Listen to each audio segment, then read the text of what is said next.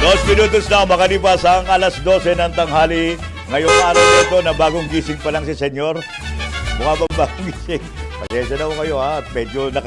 Medyo maraming inasikaso eh. Kaya medyo itinanghali ng gising. Pero tuloy-tuloy tayo sa paghatid pa rin namin sa inyo ng mga naglalaki ang mga balita headlines natin. At siyempre kasama natin ang buong pwersa ng News and Operations Center ng DWIZ Radio at Ali 23 TV. Ngayong araw na ito ng Huwebes, ika-12 ng buwan ng Pebrero. At siyempre, kasama namin pa rin ang Engineering Department. Lagi mo nakakalimutan ng Engineering Department eh. Nandiyan ang buhay mo, senyor. Nakakalimutan mo. Okay. Nandiyan si Engineer nakatapat sa'yo. Ginaganyan-ganyan mo lang. Binabaliwala mo. Okay. Kung wala yan, wala ka. O nga, no? Okay. At tuloy-tuloy na po tayo. Entra na tayo sa mga umaariba nating mga balita. Senyor Balita! Pero bago yan, siyempre, unahin muna natin yung whether you like it or not. Nandiyan na? Wala pa? Wala pa? Okay, kung ganun, unahin na natin ang headline bago ang ating ulat ng panahon. Nangunguna sa ating mga balita, Senyor Balita! Yung ulat na pangaharas ng administrasyon sa mga senador na nakikipag-usap kay BP Sara, ayun, pinalaga ng Malacanang, ha, senyora? Senyor Balita! Public consultation kaugnay sa panukalang anti-political dynasty, sinimula na po ng Kamara. Senyor Balita! 3 trilyong piso! Wow, ang dami March, kala ko pera yun, yung pala Mars, magmamarcha pala. 3 trilyong pisong marcha kontra korupsyon. Ayun, kasado na po sa Pebrero 25. Senyor Balita! Pagbabalik umano ng iligal na online sabong, babalik ba? Tututukan ng PNP. Senyor Balita! Matapos ang paglubog ng MV Trish Kirstein 3, 8 Marina at 6 na Philippine Coast Guard personnel, ayun, sinibak sa pwesto. Senyor Balita! At siyempre, bago po namin ihatid sa inyo mga detalye ng mga balitang yan, ihatid muna namin sa inyo ang magiging lagay ng ating panahon ngayong araw na ito ng Huwebes. At sa ngayon, sa mga sandaling ito, nasa linya na natin si Ginoong John Manalo mula po sa Pag-asa. Mr. Manalo, magandang hapon. Buenas tardes. Magandang hapon din po, Senyor Ray, at ganoon din sa ating mga taga-subaybay. Yung shear line ay patuloy na nagdadala ng maulap na kalangitan, kaya mataas pa rin yung tsansa ng mga pag-ulan sa Bicol Region, Western Visayas, Quezon, Oriental Mindoro, Marinduque, Romblon, Negros Occidental, Northern Samar, Eastern Samar, Samar, Biliran at Leyte. Ganito rin yung mararanasan at nararanasan ng mga kababayan natin dito sa Caraga, Davao Region at Southern Leyte dahil naman sa easterly. Samantala, yung hanging amihan ay patuloy na nakakaapekto sa Luzon at ito ay may dala rin ng mga kaulapan kaya posible yung mga light rains, manandali ang mga pag-ulan dito sa Cagayan Valley, Apayao, Kalinga, Mountain Province, Ifugao at Aurora. Pero dito naman sa Metro Manila at sa natitirang bahagi ng ating bansa, yung mga hindi binanggit kanina, ay mababa na yung tsansa ng mga pag-ulan. Ang posible lamang ay yung mga panandalian na dala sa atin ng mga localized rainfall or thunderstorm. Wala na tayong nakataas na gale warning at wala na rin tayong nakataas na babala patungkol sa malalakas na mga pag-ulan. So, unti-unti ay na yung ating amihan sa mga susunod na araw, kaya bahagyang iinit yung ating temperatura. At sa kasalukuyan, wala rin tayong minomonitor na low pressure area o bagyo sa loob ng Philippine Area of Responsibility. At yan po yung ating update mula dito sa DOST Pag-asa. Maraming salamat, Senyor John Manalo mula po sa Pag-asa. Nagatid sa ating orasan, 6 minutos na makalipas ang alas 12 ng tanghali. Senyor Balita!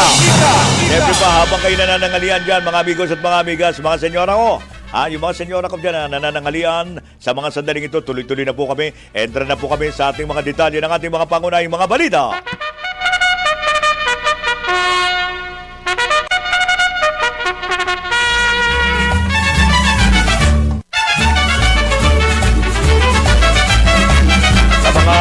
detalye ng ating mga pangunahing mga balita ngayong araw na ito ng Huwebes. Iginit po ng Malacanang na walang katotohanan yung mga paratang na nag-uugnay kay Pangulong Ferdinand Marcos Jr. sa kickback scheme kaugnay ng flood control projects. Ayon po kay Palace Press Officer Claire Castro, hindi na bago ang mga intrigang nagbubula sa mga grupong nais patalsikin sa pwesto ang Pangulo. Sinabi po ni Undersecretary Castro na sa kasulukuyan nakatuon po si Pangulong Marcos sa mga usaping pang-ekonomiya at pinaubaya na nito sa mga investigating bodies at mga korte ang pag-iimbestiga sa mga proyektong may aligasyon ng katiwalian. Hindi na niya nakikialam ang Pangulo sa proseso upang mapanatili ang pagiging patas ng investigasyon. Senyor Balita! Madalas sasampahan ng kaukulang kaso ang passenger at cargo company na Allison Shipping Lines Incorporated, gayon din ang ilang tauhan ng Maritime Industry Authority o Marina at ng Philippine Coast Guard dahil po sa kapabayaan at safety lapses na nagresulta sa paglubog ng MV Tricia Kerstin 3 na ikinasawi po ng halos siyam na po at 2 individual. At ikinagagalit po ni Department of Transportation Secretary Giovanni Lopez dahil nagawang makapaglayag ang ng MV Tricia Kerstin 3 sa kabila ng pagkakaroon ng safety deficiency sa kanilang passenger capacity certification, dry dock repair compliance at seaworthiness certification. At tiniyak naman ang kalihim na papananagutin nila ang shipping line at ang mga ahensya ng gobyerno na nagkaroon ng kapabayaan.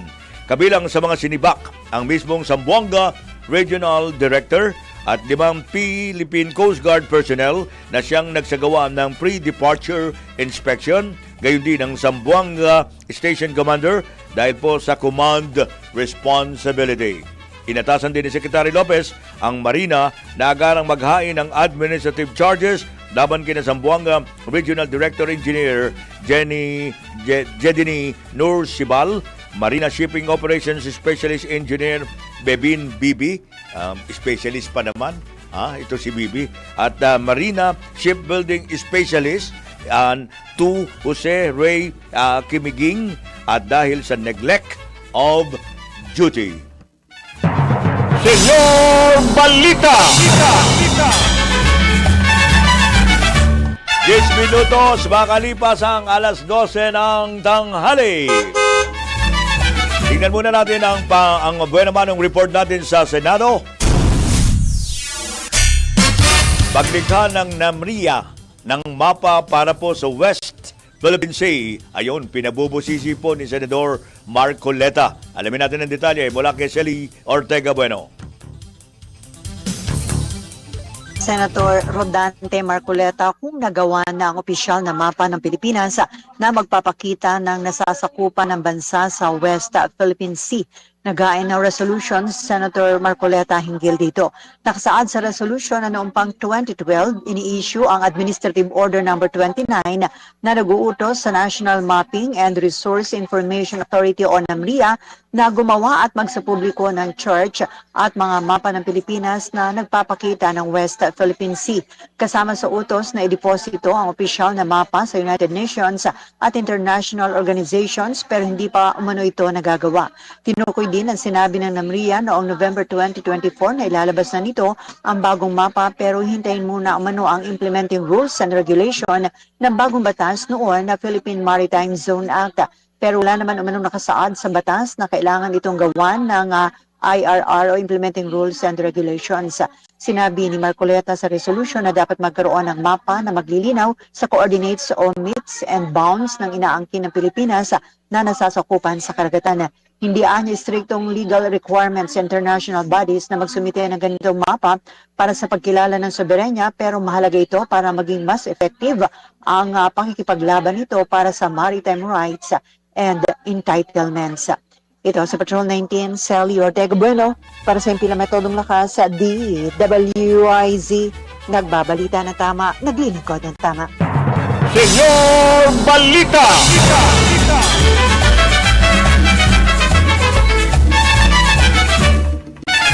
minutos na makalipas ang alas 12 ng tanghali. Maraming salamat, Sally. Direktamente sa Senado.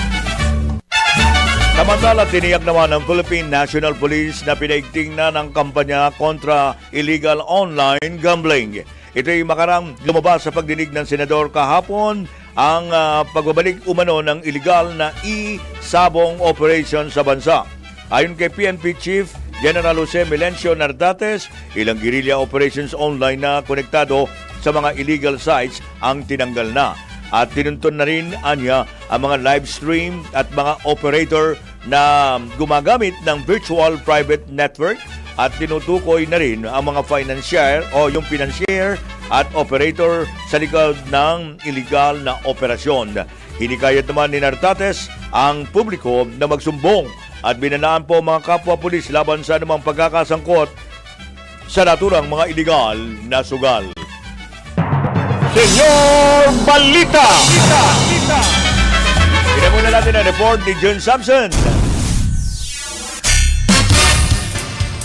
Pagdinig ng DOJ sa flood control issue, kasado na at dating Senador Bong Revilla, inaasang dadalo ng personal. Ang detalye mula kay Jun Samson. Jun! Bye, Jun. Kaya adjust natin yung komunikasyon ni Jun, ha? Babalikan natin si Jun Samson sa dali lang. Samantala, sasampahan ng kaukulang kaso ang passenger at cargo company. Hindi na.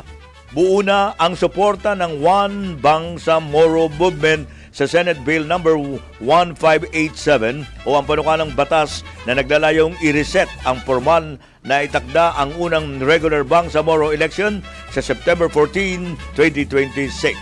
Ayon kay Bangsa National President at One Bangsamoro Coalition-led o lead convener Maulana Alan Balangi, hindi lamang tungkol sa halalan ng naturang panukala, kundi sa pagtupad ng Estado sa pangako ng Bangsamoro Organic Law hinggil sa karapatan sa self-determination. Anya, ang makabuluhang otonomiya ay dapat nakabatay sa malinis at napapanahong eleksyon upang ang mamamayan ng Bangsamoro ang pumili ng kanilang mga pinuno at matiyak ang kapayapaang nakaugat sa lehitimong mandato. Sa pagdinig sa Senado kahapon, binanggit ni Attorney Algamar Natip na umabot na sa 11 beses ang pagbabaliban ng eleksyon mula pa noong panahon ng ARM hanggang sa kasalukuyang BARMM. 15 minutos, makalipas ang alas 12 na tanghali. Senyor Balita!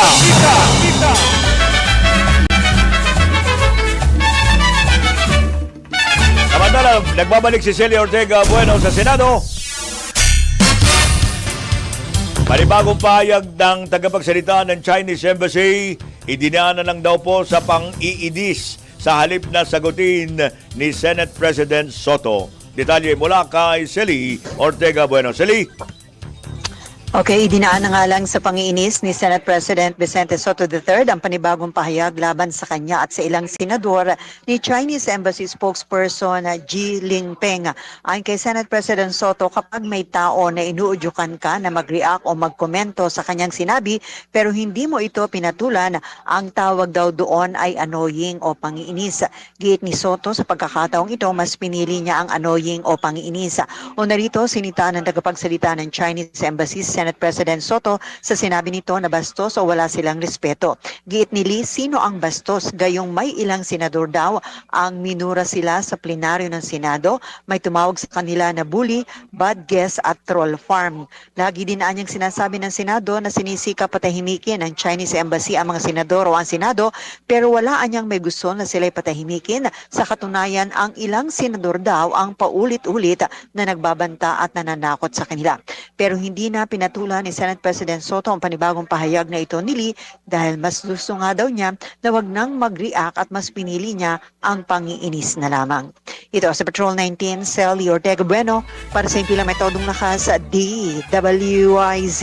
Nagbabalita ng tama, naglilingkod ng tama.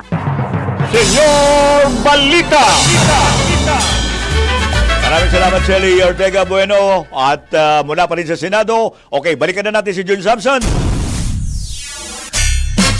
Yung pagdinig ng DOJ sa flood control issue kasado na at si dating Senador Bong Revilla inaasang dadalo ng personal. Detalye muna kay Jun. Jun? Senyor, posible umanong hindi dadalo ng personal sa pagdinig ng Department of Justice ang ilan sa mga respondents sa reklamong plunder kaugnay ng Bulacan flood control scandal. Ipinaliwanag ni DOJ spokesperson Attorney Polo Martinez na iba ang itinakdang gagawin ng panel of prosecutors sa pagpapatuloy ng preliminary investigation. Ito anya ay ang pagsusumite ng National Bureau of Investigation ng mga karagdagang dokumento base sa isinumite nilang reklamo laban kina Senators Jinggoy Estrada, dating DPWH Secretary Manuel Bonoan at iba pa. Inaasahan naman na dadalo ang kanilang mga abogado para makakuha ng kopya ng ihahain na dokumento ng NBI. Kasama ang mga dokumentong ito sa batayan sa bubuing counter affidavit ng mga respondents na isusumite nila sa panel of prosecutors. Samantala, batay sa informasyon, senyor, ay personal namang dadalo ngayon si dating Senator Ramon Revilla Jr. para maghain ng kanyang counter affidavit para sagutin ang hiwalay na reklamong plunder na isinampa ng NBI. Sa ngayon ay naririto sa labas ng Department of Justice yung mga supporters ni Bong Revilla bilang pagpapakita ng pagkondena sa nangyayari sa naturang senador at pagsuporta sa sinasabi nilang senador na wala umanong kinalaman dito sa naturang eskandalo. Patrol 24, June Samson, Todong Lakas, DWIZ, nagbabalita ng tama, naglilingkod ng tama. Senyor Balita! Maraming salamat, John Samson. Nagatid sa ating orasan, 19 minutos na makalipas ang alas 12 ng tanghali. Samantala, ipinisinta na ng Department of Public Works and Highways ang kanilang mga pangunahing prioridad ngayong taon sa ginanap na usapang budget natin 2026 sa Coronadal City, South Cotabato. Kinatawanan ni Undersecretary Ador Canlas, si Public Works Secretary Vince Dizon, kung saan inilatag ang kanilang plano para pabilisin ng mga infrastructure flagship projects at palakasin ang ugnayan ng pambansa at lokal na infrastruktura gamit ang mahigit 350 billion pesos sa pondo. Ayon po sa DPWH, bilang bahagi ng kanilang pagsasaayos ng pisikal na plano, inalis ng ahensya ang mahigit na 263 billion pesos na pondo para po sa locally funded flood control projects upang maiwasan ang dobleng proyekto at hindi prioridad na item at isinabay sa pinakahuling construction materials price data ang mga alokasyon. At naglaan din ang ahensya ng mahigit 24.7 billion pesos para po sa DPWH Region 12 kung saan pangunahing tututukan ang patuloy na pagpapabuti ng Maharlika Highway bilang mahalagang daanan ng kalakalan at paglago ng ekonomiya sa Sorsogon. Senyor Balita! 20 minutos na makalipas ang alas 12 ng tanghali. Samantala, sinimulan na ng House Committee on Suffrage and Electoral Reforms ang public consultation kaugnay sa panukalang anti-political dynasty na pinangunahan po ni Lanao del Sur Representative Sia Alonto Adjong at aabot sa 1,500 na individual ang dumalo para po sa pagtalakay ng mga panukalang anti-political dynasty. Sa kanyang mensahe, binigyan din ni House Speaker Faustino D. ang kahalagahan ng batas na dapat ay binabalangkas tungkol sa makataong political dynasty. Anya, seryoso ang kapulungan na isulong at ipasa ang mga makabuluhan at makataong anti-political dynasty law na tunay na sumasalamin sa tinig at bithiin ng mga Pilipino. Sinabi naman ni Representative Adjong na nasa 24 na ang mga bersyon ng anti-political dynasty bill ang inihain sa Kamara na layong ipagbawal ang pagtakbo ng mga magkakamag-anak sa halalan hanggang sa 4th degree of affinity at consanguinity. At nangako naman si Representative Adjong na makakaasa po ang taong bayan na magiging gabay sa patuloy na pagsisikap ng komite na makabuo ng isang anti-political dynasty law na makatarungan at balanse at tapat sa saligang batas. Senyor Balita! Nakatakdang ganapin sa Pebrero 25 naman ang ikatlong bahagi ng trillion peso march. Ayan na, Marsa po yan, marcha. At na magtatampok ng iba't ibang makabuluhang aktibidad simula po alas 7 ng umaga kasabay ng anibersaryo ng People's Power Revolution. Sa 25 yan, ha? At pangunguna nito ng Caritas Philippines, ang social action arm ng Catholic Bishops Conference of the Philippines, kasama rin ang mga civil society organizations tulad ng Trillion Peso March Movement. At tayon po kay Kiko Aquino D, isa sa mga tagapagtipon ng buhayin ng People Power Movement. Ang mga kaugnay na aktibidad ay isasagawa mula Pebrero 22 hanggang Pebrero 23. Binigyan din ni Aquino D ng panawagan para sa pagbitiw ni na Pangulong Ferdinand Marcos Jr. at Vice Presidente Sara Duterte kaugnay ng impeachment complaint na inaisampa kamakailan ay di bahagi ng kanilang opisyal na plataforma. Senyor Balita! Nagbabalik si Jun Samson. Panibagong waran kay Atong Ang inilabas na. Nasan? Nasa si Atong Ang? Wala naman. Okay, alamin nga natin dito mula kay Jun Samson. Jun! Senyor, kinumpirma ng Department of Justice na inilabas na ng Korte ang panibagong warrant of arrest laban kay Charlie Atong Ang kaugnay sa pagkawala ng mga sabungero. Ang warrant ay inisyu ng San Pablo City Regional Trial Court Branch 29 na nilagdaan ni Presiding Judge Olivina Padolina Roque. Partikular sa kasong kinakaharap ni Atong ay kidnapping and serious illegal detention, pero bago niyan ay ipinagpaliban muna ng naturang korte ang pagpapalabas ng warrant. Yan ay dahil naghain ng kampo ni Ang ng motion to suspend proceedings sa korte kontra para agaran na maglabas ng warrant sa kaso. Ito na ang ikatlong warrant na inilabas ng korte kasunod ng mag-issue rin ng iba pang tulad ng regional trial courts ng Santa Cruz, Laguna at Lipa City sa Batangas. Jun, lumilitaw ikatlo ng warrant dyan. Ikatlong warrant na walang tatanggap. Ikatatlo, sa Laguna pa lang yun, senyor. Nakatatlo na. Sino tatanggap? Naliwala ba? Sa warrant itong kinakaharap yatong Ang. Ano yan? Pinadadala sa bahay yan? Sineservice ng mga law enforcement agencies sa mga lugar na inaakala nilang matatagpuan ang kanilang subject o yung kanilang hinahanap. Naku, talagang hirap. Ang hirap nung na may mga warrant pero wala namang makita. Hindi mo naman nakikita yung bibigyan mo ng warrant. Napakahirap. Okay. Mahirap talaga, senyor. Yung hinahanap mo, hindi mo alam kung nasaan. Samantalang ibig ko ganun. Kala mo ba nandyan lang? Kala mo nandyan lang? Sabi ng DOJ, kumpiyansa sila na nandito pa sa Pilipinas si Atong Ang matay sa record ng Bureau of Immigration dahil walang record na lumabas ng bansa. Okay. Balik siya, senyor.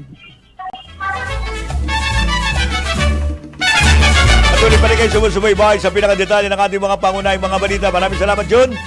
Direktamente mula po sa DOJ at babalik kami pagkalipas lang po ng ilang mahalagang paalala at siyempre ihahatid pa rin namin sa inyo ang mga pangunahing mga detalye ng ating mga balita at report.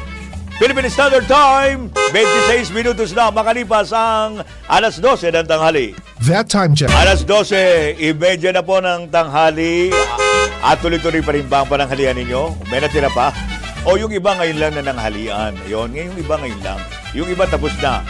Medyo pakape-kape na lang kayo habang tuloy kayong nakikinig o nanonood sa ating mga pangunahing mga balita ngayong araw na ito. Maraming po salamat sa lahat ng patuloy na tumatangkinig sa aming mga palatuntunan dito pa rin sa DWIZ Radio at Aliw 23 TV.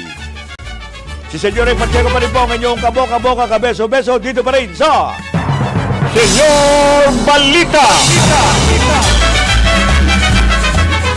Sa mga pangunahin nating mga detalye ng mga balita, ewan ko kung totoo ito. Ewan ko ito ba totoo?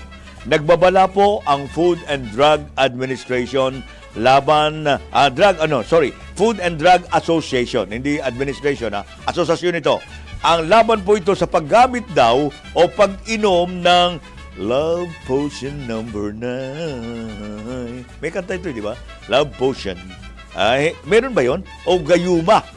Gayuma. Totoo ba yan? Ginayuma mo ba yung asawa mo? Ilang araw yan, bago po sumapit ang Valentine's Day. Sipin niyo yan. Ilang araw bago sumapit ang Valentine's Day, ayon po sa mga nagtitinda, sa Baclaran ka pala makakabili nito. Sa Baclaran po na tumataas ng demand, ang dami pong bumibili daw dyan sa Baclaran. Makabili nga. Para po sa gayuma. Kaya nga, tinatanong ko lang meron ho ba talaga totoong nagagayuma nito? Abay, kung totoo to, bibili ako nito. Bunso dito, Bagyapon, tumaas ang presyo nito, 150 pesos. Ang mahal din, hanggang 250 pesos. Hindi, marami talagang yung engineer natin dyan, baka iniisip niya, baka pwede yan. Ito po, paliwanag naman ng FDA dyan, ang Food and Drug Administration. Hindi po ito dumaan sa siyentipikong pag-aaral. Okay, hindi dumaan daw, at maaaring makasama sa kalusugan. Pero, paano nangyayari yun?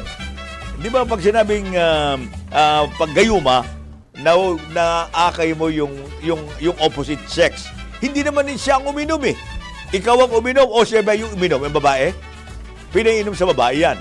Nilalagay doon sa inumin niya. Pwede tayong, tapos kamain. Tapos lalagay niya siguro doon sa ininom ng babae. Ganon. Kala ko ang iinom ako. Ang iinom yung babae. Ayun. Ganon pala yan. At may nagagayuma naman. Effective, Effective ba? Kung hindi effective, bakit ang dami bumibili? Ibig sabihin effective, Hindi ko alam, Ayun, mabuti. Checkin natin mabuti ito, mga amigos at mga amigas. 33 minutos na, makalipas ang alas 12 ng tanghali. Senyor Balita! At siyempre, talking about Valentine's Day, dahil may gayuma tayong pinag-usapan, na kung saan po ay tinatanong ko nga kung totoo yan, tumatalab ba talaga yan? Pero sabi nga ng FDA, delikado. Maaaring makasama yan sa kalusugan natin, baka ang epekto niyan yung utak. Dahil kasi, puso ba umiiral dyan o utak na biglang nagagayuma? Yan. I love you. Biglang pag sinabi ng I love you, papayag na yung babae. Ganun katindi yung gayuma na yan. Talagang matindi, no? Ito na po. Dumagsa na po. Ibig sabihin, daig dito ang bulaklak. Dumagsa na po yung mga mamimili ng Dangwa Flower Market sa Sampaloc, Maynila. Nagsimula na po dumagsa yung mga mamimili. Ang dami pa rin umaasa sa bulaklak. Ang bulaklak naman talaga, importante yan. At ilang araw bago po ang araw ng mga puso, o ito po ang traditional na Valentine's Day. Sa pag-iikot po ng DWIZ sa nasabing pamilyan, umabot na po sa 1,600 pesos. Wow, ang mahal na naman ang bulaklak. Ang isang bundle o 10 piraso ng China Rose na dating 900 pesos lamang. Gayun din, ang Ecuadorian Rose na isa ring imported flower na umabot na ng 180, 350 per piece na dati ay nasa 130 pesos lamang. Nagtaasan na rin po ang presyo ng Gerbera o Gerbera at Carnations na nasa 350 pesos na kada bundle ng 10 pieces na dati po ay 180 hanggang 200 pesos lamang ang presyo. 150 naman hanggang 200 pesos naman ang tulips per piece at 180 hanggang 250 pesos ang Stargazer per bundle at sunflower na 300 hanggang 650 pesos ang per bundle. Sa tansya ng mga tindera, maaari daw pong lumampas sa doble ang presyo ng mga bulaklak mula po sa dati nitong presyo, kaya pinayo na po ang mga ito ng mga mamimili na agahan ang pabibili. Pwede ba? Didiligan mo para hindi malanta agad bago dumating yung araw ng traditional na Valentine's Day. Ganun siguro. Bumili ka na agad ngayon, tapos diligan mo o ibabad mo sa tubig. Ang hirap naman, no? 36 minutos na, makalipas ang alas 12 ng tanghali. Senyor Balita! Tinamunan natin ang report ni Celia Ortega Bueno sa Senado. Yung pagsasampa raw ng kaso laban sa may-ari ng lumubog na barko sa Basilan, inihirit na po ng isang senador. Alamin natin ang detalye mula kay Celia Ortega Bueno. Celia! Kasong kriminal ang dapat na isampa laban sa Allison Shipping Lines, ang operator na lumubog na barko na MV Trisha Christine 3 sa Basilan kung saan 52 ang nasawi at 24 pa ang nawawala. Itiniyag ni Senate Committee on Public Services Chairman Senator Raffy Tulfo sa pagdinig ukol sa naganap na paglubog na nabanggit na passenger vessel. Gate ni Tulfo, hindi dapat na kasong administratibo lang ang isampa laban sa operator ng lumubog na barko.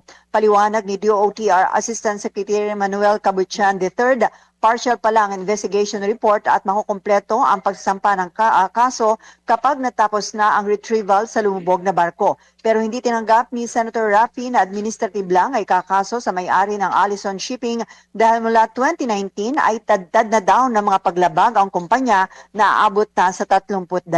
Narito ang bahagi na naging pahayag ni Senator Tulfo. Administrative lang, walang criminal? Hindi pwede, hindi ako papayag. But administrative lang. We understand, Mr. Chair, and ang sabi ko nga po kanina, the report is, the investigation report po is still partial, subject po dun sa retrieval pa po ng vessel, so we can... I understand, Asek. I understand. I know what you're saying. I can follow you. Pero my point is, binanggit mo na mismo kanina na marami silang lapses, marami silang pagkukulang.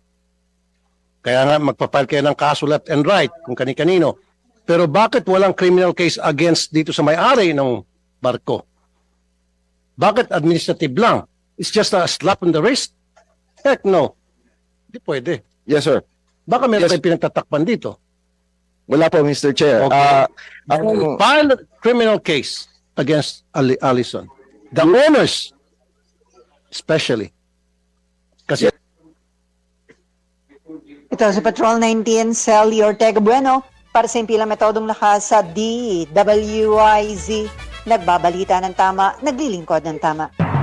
Senyor Balita! Yan talaga ni Senator Raffy, no, ha? Bakit ganun lang, ha? Bakit ganun lang? Dami namatay, eh. Katapos may kababayaan, di ba? Pambira, may mga lapses. Okay, mukhang may punto si Senator Raffy, ha? Kaya medyo sa alang-alang nyo rin yan. 39 minutos na, makalipas ang alas 12 ng tanghali. Senyor Balita! Okay pa rin sa nalalapit na traditional na Valentine's Day. Ang publiko binalaan po ng PNP laban sa online love scam. Yan ang mga mabigat, eh. Lalo na po yung mga medyo ang edad ng babae ay mga 30. Ayan, mga 32, 35. Yan ang madaling maakay ng love scam, eh. Ngayong araw na ito ng traditional na mga araw ng puso. Alamin natin yan mula kay sa expert natin sa puso, si Jopel Pileño. Jopel! Pinaalalahanan ng Philippine National Police ang publiko laban sa pagkalat ng online love scam o romance scams. Ginawa ng PNP ang babala kasunod ng nalalapit na araw ng mga puso sa February 14. Sa datos ng pulisyan, nakapagtala sila noong 2025 ng 54 na love scam cases at 75 cases naman noong 2024. Ngayong 2026, 6 na kaso ang kanilang naitala mula Enero 1 hanggang Pebrero 5. Sinabi ni PNP Chief Police General Jose Melancio Nartates Jr. na kahit nakitaan ng pagbaba ang mga kaso ng love scam, nananatili pa rin itong banta sa publiko. Modus ani Nartates na mga scammer ang magpanggap na foreigner o OFW at kukunin ang loob ng biktima hanggang sa mapaibig. Kapag lubusan ng nahulog ang loob ng biktima, dito na manghihingi ng pera ang suspect. Payo ng pulisya sa publiko na huwag magpadala ng pera, malalaswang larawan o video at anumang personal na impormasyon sa sinumang tao na di pa lubusang kakilala. Ito si Patrol 17 Chopel Pileño. Para sa impilang may todong lakas, DWIZ. Nagbabalita ng tama, naglilingkod ng tama.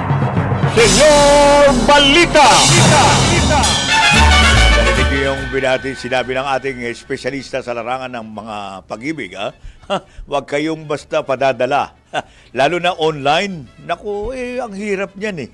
Talagang naniwala ka agad kayo. And tatamis pa ng dila niyan. Ang tatamis, eh, ang gagaling. Lalo na sa mga English, kala mo, totoong-totoo, seryoso. Ang dating niyan, parang seryoso yan. Pero pagdating na nakuha na ang puso mo, lagot na kayo. Kaya alam niyo kung bakit marami ho ako na-encounter na ganyan. Kaya, alam nyo, kahit na ganunin mo pa, hindi, mahal niya ako talaga. Mahal niya ako. Ganun pa rin, no? Kahit na, hindi ka mahal niya, niluloko. Hindi niya ako niluloko. He's serious. Naku. Kaya wala akong magagawa eh. Mahirap na talaga. Ang galing talaga na ganun ang epekto sa mga nagiging biktima nating mga kababayan. 41 minutos na makalipas ang alas 12 ng tanghali.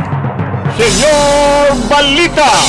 Pero sa kabila nito, 46% ng mga Pilipino po ang nagsasabing very happy sila. O kita mo very happy sila sa kanilang buhay pag-ibig. Naku, lalo na si engineer. Oh, yeah. Lalo na po itong engineer ko talagang masasabi kong happy sa kanyang buhay pag-ibig. Oh, yeah. Itong 2025 At pareho ito sa porsyentong naidala noong 2024. At batay po sa survey ng social weather stations, ito na po ang pinakamababa sa loob ng mahigit 20 taon simula nung una itong itala noong 2004.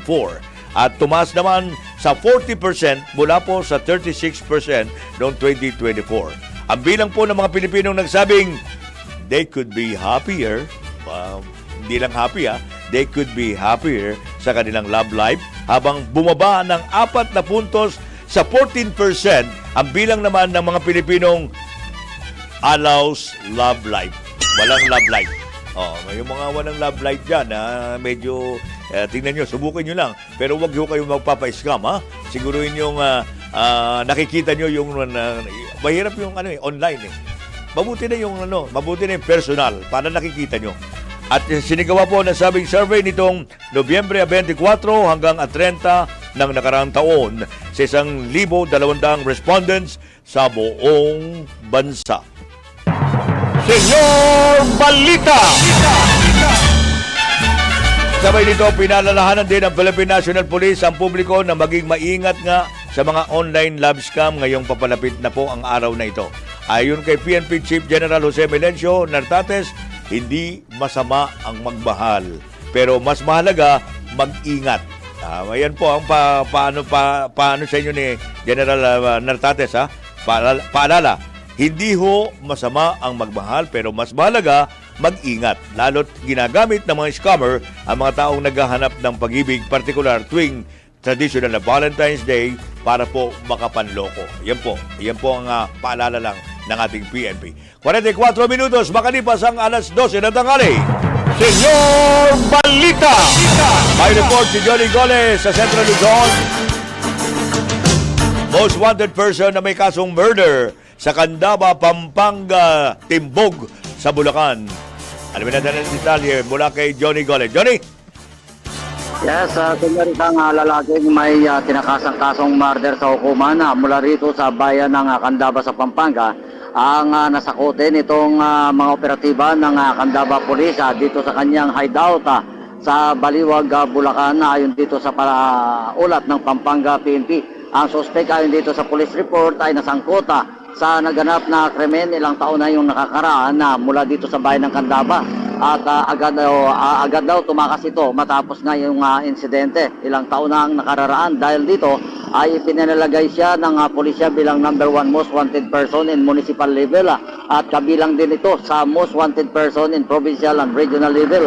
Ang suspect ay hindi naman nanlaban na dito sa ulat ng pulis ng isilbi sa kanya itong Elias Warranta mula sa hukuman. Ito ay agad na iniharap na ng pulisya para sa kumpirmasyon ng kanyang pagkakaaresto sa hukuman na siyang nagpalabas nga ng arrest warrant laban dito sa kanya na kasalukuyang nakadetine ito ngayon dito sa himpilan ng Candaba Police Station sa Pampanga habang inaayos na itong kaukulang dokumento para sa kanyang paglilipat sa kanya dito sa piitan na nasa supervision naman ng Bureau of Jail Management and Technology o BGMP. Mula dito sa gitnang Luzon, ito si Johnny Gole, Central Luzon Patrol. Nagugat si Pila Metodo Lakas DWIC, nagbabalita ng tama, naglilingkod ng tama. Senyor Balita! Daghang salamat, Johnny. Naganit sa ating orasan. Babalik po kami pagkalipas mo lamang ng ilang mahalagang paalala. Philippine Standard Time, 46 minutos na po, makalipas ang alas 12 ng tanghali. That time check was 50 minutos na po, makalipas ang alas 12 ng tanghaling hindi na ho tapat. Tapat pa ba yan? Hindi na. Alas 12 ng hapon. Ayan. At medyo yung iba siguro nagkakape-kape na lang habang yung iba naman baka may humahabol pa ng panangalian. Pero tuloy-tuloy pa rin ang aming pag-atid sa inyo ng mga balita at report. Mula pa rin sa mga kagabay natin na bumubuo ng reportorial team ng DWIZ Radio at Ali 23 TV. May paalala lang po ang PAGCOR, sandali lang. At upang sugpuin daw yung lumalalang kaso ng illegal na online gaming sa bansa at protektahan po ang mga manlalaro laban dito, inilunsad po ng Philippine Amusement and Gaming Corporation o PAGCOR ang PAGCOR Guarantee website. Maaari po i-check ng publiko sa nasabing website kung lisensyado at lehitimo ang isang online gaming site bago silang maglaro o magbayad. Regular na ina-update ang website at may direktang link ito sa mga lisensyadong gaming platforms. At ayon po kay PAGCOR Chairman and CEO Alejandro Tenco, matutulungan nito ang publiko na makaiwas sa panininlang habang pinoprotektahan po ang kanilang karapatan bilang manlalaro. At baalala po ni Chairman Tenco na maging mapanuri sa bawat online gaming activity na sasalihan sapagkat dumarami po ang mga reklamo hinggil sa illegal na gaming sites na hindi nagbabayad ng panalo. Para po sa karagdagang impormasyon, bisitahin po yung www.pagcor.ph/PAGCOR Guarantee. Senyor Balita! Pinamunan natin ang report ng ating kasamang si Arman Cambe dyan po sa Calabarzon area. 16 na pulis sa Cavite, sinampahan na po ng kasong kriminal sa Department of Justice ng 16 na construction workers. Detalye mula kay Arman Cambe. Arman? Formal na nagsampa ng kasong kriminal kahapon sa Department of Justice ang 16 na karpintero at security guards mula Pampanga laban sa 16 na taon ng Dasmariñas City Police Station sa Cavite. Kabilang dito ang 6 na miyembro ng Special Weapons and Tactics na di umani umaresto sa kanila nang walang dalang warrant of arrest at nagdetinis sa mga manggagawa ng 4 na araw sa kulungan. Ayon sa lead counsel ng grupo na si Atty. Fatima Villanueva, ang mga biktima ay mga pangkaraniwang karpintero ng isang private land na legal na nagtatrabaho sa Dasmariñas City ng persang pasukin ng mga pulis, arestuin, saktan at takutin gamit ang mga service firearms ng mga ito. Ayon pa sa abogada ng mga biktima, ang kaso nilang isinampas sa Department of Justice laban sa mga pulis ay arbitrary illegal detention, maltreatment at illegal arrest. Arman Cambe mula Calabarzon, nag-uulat pa si Pila May Todo Lakas. DWIT nagbabalita ng tama, naglilingkod ng tama. Senyor Balita! Maraming salamat, Arman. Naganit sa ating orasan 53 minutos makalipas ang alas 12 ng tanghali. Samantala, naglabas ng show cause orders ang Land Transportation Franchising and Regulatory Board National Capital Region sa mga operator ng public utility vehicles na walang maayos na paradahan para po sa kanilang mga sasakyan. Ito ay kasunod ng pagkahuli sa 10 PUV units sa isinagawang inspeksyon kamakailan diyan po sa West Avenue at Fernando Poe Jr. Avenue sa Quezon City. At ayon po kay LTFRB NCR Regional Director Attorney Sona Raset Tamayo, itinuturing na prima facie evidence ang hindi maayos na pagparada ng mga PUV sa mga kalye. At alinsunod sa umiral ng mga patakaran, obligadong sumipot ang mga operator sa pagdinig sa tanggapan ng ahensya sa Marso at 17 upang magpaliwanag kung dapat silang magpagmultahin o parusahan dahil sa paglabag. Senyor Balita!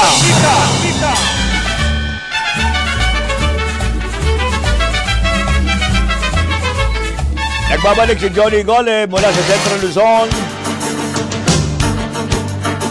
DPWH nagdaos ng regional staff meeting kaugnay sa pagsisimula ng ipagagawang infra projects dyan po sa Central Luzon. Detalye mula po kay Johnny Gole. Johnny? Yes, nagdaos na lang kanilang kauna-unang regional staff meeting ngayong taon itong Department of Public Works and Highways Regional Office 3 o DPWH na ginanap dito sa 3rd floor building ng Pampanga 3rd District Engineering Office sa Angeles City.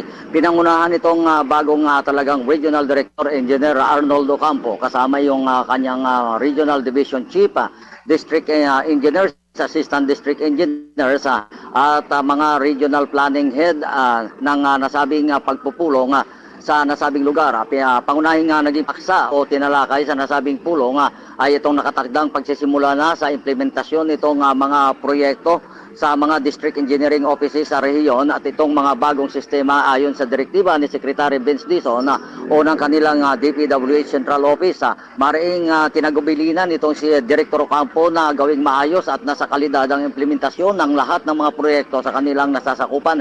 Higit sa lahat, kailangan matapos ito sa itinakdang panahon at nasa wastong kalidad. Hindi umano niya papayagan na merong masangkot sa kanyang nasasakupan sa kontrobersya ng tatlong mataas na opisyal mula sa Pampanga 2nd District Engineering Office na inagutos ni Secretary Dizon na si Bakin sa kanilang mga posisyon habang gumugulo nga itong investigasyon kaugnay sa extortion complaint laban sa kanila ng isang kontratista. Sa susunod na linggo ay uumpisahan na itong public bidding para sa mga nakaprogramang infra projects sa Gitna Luzon.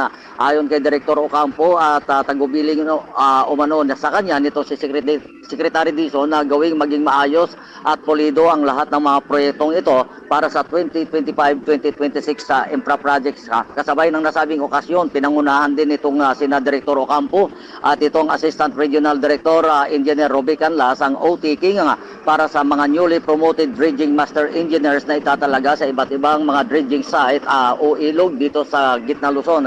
Si Ocampo na dating District Engineer ng Pampanga 3rd Engineering Office ay itinalaga nga nito si Secretary Dizon bilang kapalit ni dating Regional Director Roseler Tolentino na nagretiro epektibo December 31, 2025. Mula dito sa Gitna Luzon, ito si Johnny Goles, Central Luzon Patrol. Nag-uulat, simpilang ito Dulakas, DWIC, nagbabalita ng tama, naglilingkod ng tama. Senyor Balita! Samantala, arestado po ang 35 anyos na lalaki matapos po mga blot ng cellphone ng isang babae sa barangay Roosevelt, Dinalupihan, Bataan. Ayon po sa suspect, pang date daw di umano at pambili sana ng bulaklak para sa kanyang nobya na sa darating na Valentine's o traditional na Valentine's Day ko kaya nagawa niya ang krimen. Sipin mo, yan ang tunay na pagmamahal. Kahit na magnakaw, okay lang. Bagamat nabawi ng nasa mahigit 5,000 pisong halaga ng cellphone, desidido pa rin ang biktima na magsampa ng reklamong robbery laban po sa suspect na in love na in love.